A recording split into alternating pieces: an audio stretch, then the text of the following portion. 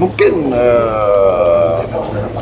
ya kelompok-kelompok advance mungkin tidak lama lah, mungkin 1-2 bulan ini juga ya. Prabowo ungkap pengiriman pasukan TNI gabung ISF di Gaza dilakukan 1-2 bulan lagi.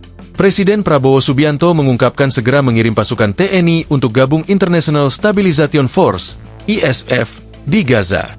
Prabowo mengatakan pengiriman pasukan TNI tersebut akan dilakukan sekitar 1 hingga 2 bulan lagi.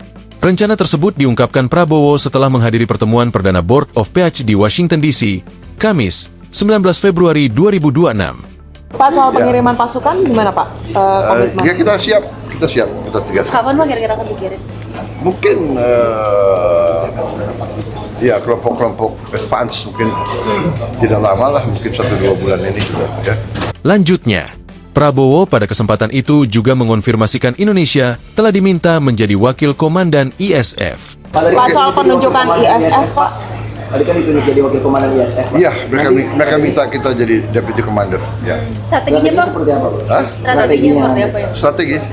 Maksudnya strategi apa?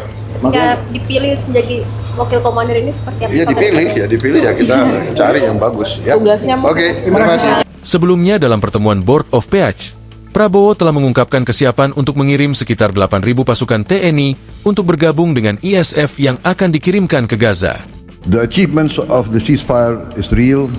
We commend this, and therefore we reaffirm our commitment to contribute significant number of troops, up to 8,000 or more if necessary.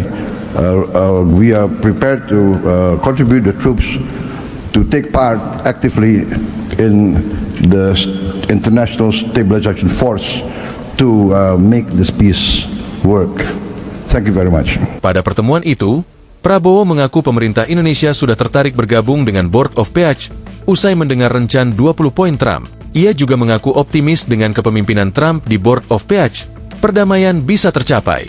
Sebelumnya Kementerian Luar Negeri, Kemlu, RI mengeluarkan pernyataan bahwa pengiriman TNI ke Gaza lebih kepada misi kemanusiaan sekaligus pemulihan wilayah yang terkepung tersebut. Kemlu menepis pengiriman TNI di Gaza adalah untuk operasi tempur. Download Tribun X sekarang, menghadirkan lokal menjadi Indonesia.